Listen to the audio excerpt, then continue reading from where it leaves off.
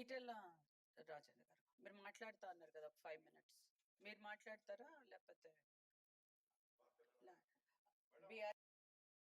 Budget wait let them we already got a chance, you got a chance, అందరికి వచ్చింది కదా, అన్ని పార్టీస్కి వచ్చినాయి. Let BRS people speak on budget. అందరికీ నమస్కారం. మీరు మాట్లాడినప్పుడు షార్ట్ లేదు. See everybody has right to speak on budget. అందరూ కూడా మాట్లాడాలి.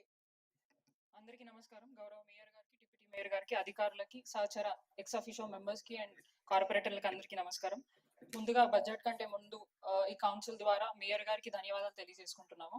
గత 5 సంవత్సరాల పాటు అభివృద్ధి కార్యక్రమంలో సహకరించిన మీకు, అధికారులకి మా పార్టీ తరఫున మాకు అవకాశం ఇచ్చి ఈ రోజు కౌన్సిల్ కి పంపించినందుకు, అట్లాగే ఆశీర్వదించి సీతాఫల్ మండి డివిజన్ ప్రజలు మమ్మల్ని ఇక్కడ పంపించినందుకు, వారికి సేవ చేయడానికి అవకాశం కల్పించినందుకు అందరికీ మనస్ఫూర్తిగా కౌన్సిల్ ద్వారా ధన్యవాదాలు తెలియజేసుకుంటూ, 10 ఏళ్ల పాటు బీఆర్ఎస్ పార్టీ ఆధ్వర్యంలో కేసీఆర్ గారి నేతృత్వంలో కూడా ఎన్నో అభివృద్ధి కార్యక్రమాలు చేసుకోవడం జరిగింది.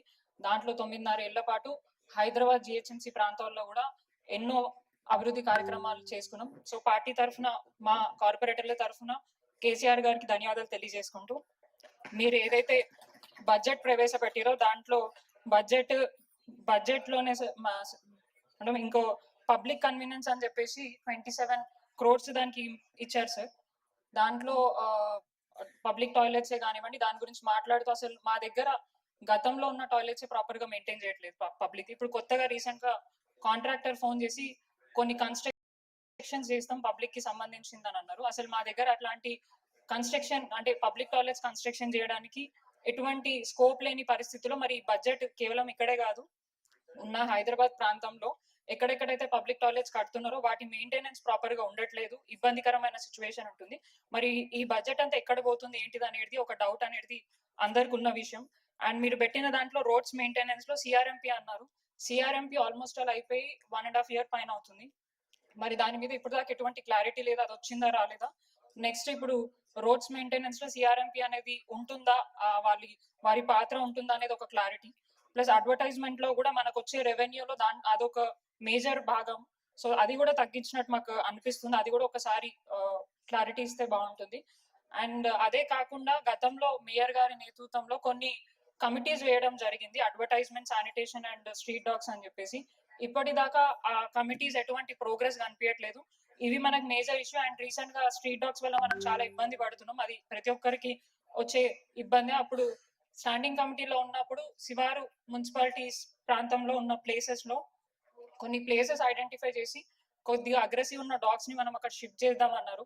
కానీ అది ఇప్పుడు దాకా ఎటువంటి ఇంప్లిమెంటేషన్ అయితే కనిపించట్లేదు. దాని ద్వారా ఏరియాస్లలో ఎక్కువ స్ట్రీట్ డాగ్స్ పెరిగిపోయి చాలా మంది మీద దాడి చేసే ఇబ్బందికరమైన సిచ్యువేషన్ జరుగుతుంది.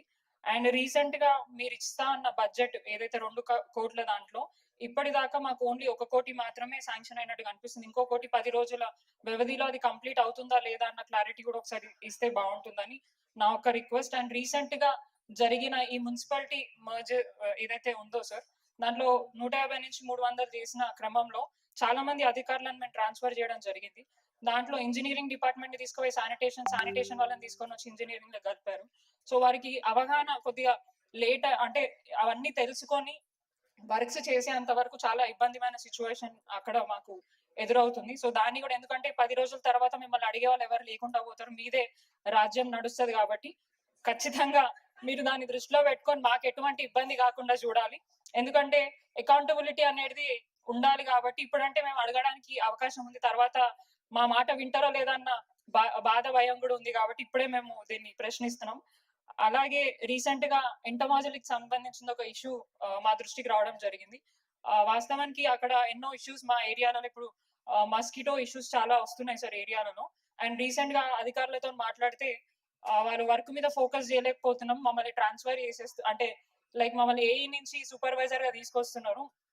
పోస్ట్ గ్రాడ్యుయేట్ చదువుకున్న వాళ్ళం అందరం కలిసి ఇప్పుడు సూపర్వైజర్ గా చేయాలంటే హేమ గారు విల్ టాక్ అబౌట్ బడ్జెట్. మీరు పర్సనల్ గా మాట్లాడితే you should be speaking to the officers. మీరు ఆఫీస్ కి వెళ్ళి మాట్లాడాలి. Speak about the budget. Speak about the budget, not AEs. Public గురించి ఏదైతే మీరు ఇస్తా అన్న ఇప్పుడు మెన్షన్ చేసిన CRMP, advertisement and public convenience గురించి ఒక క్లారిటీ ఇవ్వాలని చెప్పేసి విజ్ఞప్తి చేస్తున్నాము.